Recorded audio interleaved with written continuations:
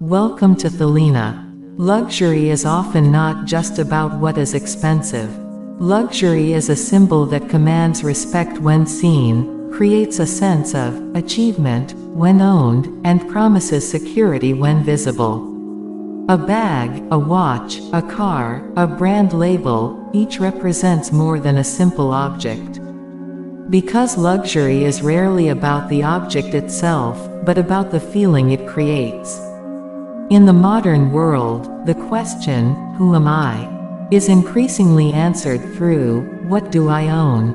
Value is no longer built from the inside out, but from the display window inward. And most of the time, this process happens quietly. No one wakes up and decides, "Today I will become obsessed with brands." Most people simply want to feel safer, more visible, more sufficient. This series was not created to blame luxury or brands, but to look at the relationship we have with them. Because the issue is not liking expensive things. The real question is why we feel such a strong need for them. Why, as our possessions increase, the sense of lack often remains. And why the idea of the next purchase offers only a temporary sense of relief. There is no moral judgment here. No one is saying luxury is bad, nor everyone should live minimally. This is not a series about choosing sides, it is a series about becoming aware. A slow journey into the space between what is visible and what remains unseen. Along the way, you may encounter uncomfortable questions about yourself. Or perhaps, for the first time, you will observe certain habits without guilt. Because sometimes transformation does not begin with letting go of something, but with understanding why we are holding on. This series does not aim to expose the emptiness behind the shine, but to understand what that emptiness is actually pointing toward. If you're ready, let's begin with the first question. Is this truly a need, or a form of compensation? Before the video begins, if the Series 1 Create resonates with you, with your support we can reach more hearts. Subscribing, liking, and leaving a comment mean a great deal to me. Thank you in advance. Now, let's begin this new journey together. Chapter 1. Status or security. When we reach for a brand, we are rarely reaching for just a product. More often, we are trying to touch something deeper, an unseen need beneath the surface. Sometimes this need is about being accepted, sometimes about being respected, and sometimes about feeling that my place is secure. At this point, luxury is no longer decoration, it functions like armor, a shell we believe protects us from the world. Throughout history, status has been the visible form of power. Uniforms, jewelry, seals, titles, all of them answered the same question: I am here, and I matter. In the modern world, brands often take on this role. Labels, logos, and well-known names deliver quick messages within complex social environments. They speak for us without requiring words. Yet status and security are not the same thing. Status comes from external validation, while security is an inner state. And very often, these two become confused. When we feel internally fragile, the need to appear strong on the outside increases. This is where luxury can turn into a tool of compensation. Owning a brand may provide a brief sense of relief. For a moment, a person feels okay. But that feeling is temporary. Because security borrowed from the outside never takes root within. It constantly demands renewal, something newer, more expensive, more visible. The question this chapter invites us to ask is simple: do I want this because I genuinely love it, or because it makes me feel safer? There is no right or wrong answer. But whatever the answer may be, awareness matters. Because when status replaces security, a person tries to hold themselves up with objects. True security, however, is not something that can be purchased, it is something that is built. In the next chapter, we will explore how this cycle is intentionally created. How is the feeling of lack marketed? Chapter 2. The marketing of lack. No product is ever sold by saying, "You don't need this." The world of luxury produces a feeling before it produces an object. And that feeling is often a sense of lack we cannot quite name. We don't know exactly what is missing, yet we believe something needs to be completed. This uncertainty is where consumption becomes most effective. Advertisements rarely tell us directly, "You are not enough." They work more subtly. With this, you can be more refined. Those who use this are noticed. Those who own this are on a different level. The message is clear: you may not be lacking as you are, but you could be more. And that more is almost always linked to an act of purchasing. Here, the feeling of lack is not a personal weakness, it is a systematic production. It is built on comparison. Better lives, more perfect bodies, more aesthetic homes. Constant exposure to these images quietly creates a hollow space within us. This space is not born from a natural need, but from a continuously triggered comparison. Luxury enters precisely at this point. It doesn't just sell a product, it sells the promise of filling that space. But the problem is this: the space is never fully filled. Because the feeling of lack is not sustained by the product itself, but by perception. As long as perception remains unchanged, purchasing offers only a brief pause. That is why luxury consumption is often cyclical. One buys, feels happy, gets used to it, and then feels the lack again. A new model, a new collection, a new desire, the system never stops. Because stopping would mean the dissolution of the feeling of lack itself. The invitation of this chapter is simple: when I feel lacking, what do I truly need? Perhaps rest. Perhaps to be seen. Perhaps not validation, but connection with yourself. In the next chapter, we will look at how this sense of lack transforms into identity. How do brands shape the self? Chapter 3. When identity enters the display window. At a certain point, luxury stops being something we merely own and becomes part of our identity. What we wear, what we use, which brands we choose, all turn into a language that tells others who we are. A silent yet powerful language. A wordless way of saying, "This is me." Human beings need to define themselves. This need is natural, yet in the modern world, that definition is increasingly built not on inner qualities but on external indicators. Tastes, preferences, labels. Identity is no longer formed through living, but through displaying. And the display window exists not only in stores, but everywhere in life. At this point, brands offer character promises. One suggests, timeless and sophisticated; another, free and bold; another, minimal and deep. People choose a place for themselves within these narratives.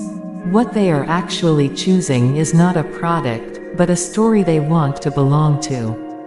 Because an identity with a story feels safer in the face of uncertainty. The real question, however, is how much of this identity truly belongs to us. Does it align with our own values, or is it a borrowed posture? When a person leans on brands to define themselves, it often becomes harder to hear their inner voice. Because the narrative coming from the outside begins to silence what is inside. The brighter the display window, the weaker the connection with the inner self can become. While protecting what is visible, a person starts hiding their vulnerability, uncertainty, and simplicity. Yet identity is not born from always appearing strong, but from being able to build an honest relationship with oneself. In this chapter, it is important to pause and ask, why do I need these things to tell my story?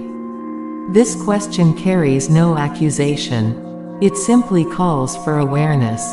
Because identity breathes not when it is built from the display window inward, but when it is shaped from the inside out. In the next chapter, we will explore why this display window never seems to stay empty. How does value turn into an illusion in the age of visibility?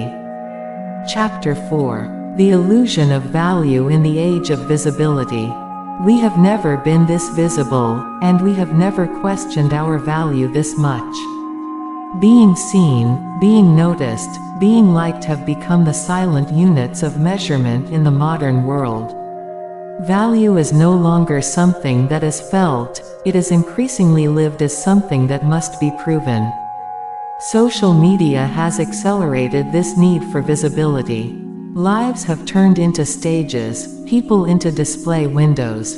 What we do matters less than how it looks. In this space, luxury is no longer just a preference, it becomes a powerful narrative tool. Because luxury is easily read.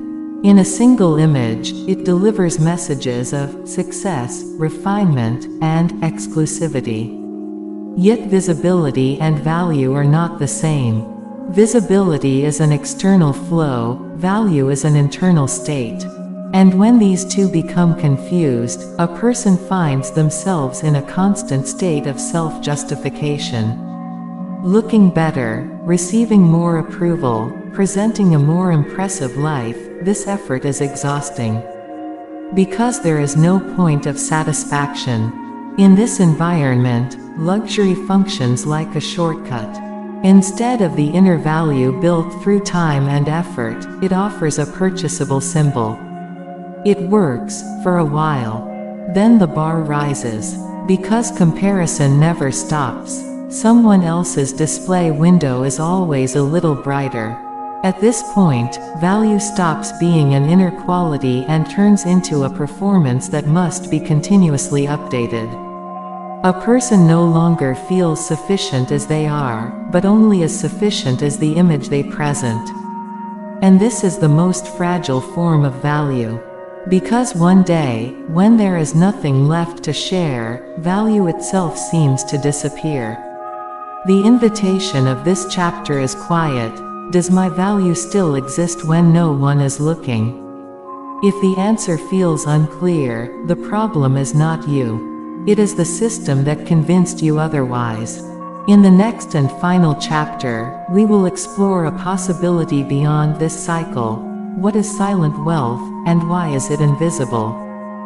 Chapter 5. Silent wealth, being valuable without owning. Silent wealth often goes unnoticed. Because it does not shout, it does not display itself, and it does not try to prove anything. It has no label, no display window, no need for others' approval. Silent wealth is hidden in the quality of the relationship a person has with themselves. This form of wealth is not about owning less, but about how one relates to what they own. At some point, a person realizes this. When the sense of value is gathered from the outside, it becomes heavy, like a burden that must constantly be carried. Value built from within, on the other hand, lightens. It does not want to be carried, it wants to carry you. Someone who possesses silent wealth does not have to reject luxury entirely. But they do not cling to it. They may own things, but they are not defined by them. Because their identity stands not on what they wear, use, or display, but on inner coherence. For this reason, they are not easily shaken by feelings of lack. This state is usually recognized late. One finds it after searching for a long time. One lets go after comparing endlessly. One simplifies after trying to fill too much. Silent wealth is not a choice, it is often a result. like the clarity that comes after exhaustion. This chapter is less a call than a reminder. Value exists even when it is not displayed. It does not diminish when it is unseen. And it remains real even when it is not purchased. Silent wealth is the ability to decide with calm, to not mistake need for desire, and to stop measuring oneself against someone else's display window. Perhaps no one notices, but you do, and often, that is enough. In the next step, as we close this journey, we return to a single question: when the shine fades, what is left with you? Closing. When the shine fades, what remains? The shine of luxury is powerful. It captures attention, accelerates desire, persuades. But like all shine, when the light is withdrawn, what remains is quieter. This series existed precisely to look into that quiet space. Because the most important questions are often heard only when the noise settles. Throughout this journey, we did not judge luxury, brands, or the act of owning. Instead, we looked at the relationship we form with them. We explored the need for security beneath the search for status, how the feeling of lack is produced, how identity is placed into the display window, and how value turns into an illusion in the age of visibility. And in the end, we remembered a quiet possibility: being valuable without owning. Perhaps while watching or reading this series, you felt a small sense of discomfort about yourself. That is a good thing. Because discomfort often does not mean we are on the wrong path, it means we have stepped out of automatic living. Awareness is not comfortable, but it is real. When the shine fades, what remains is not what you own, but why you needed it.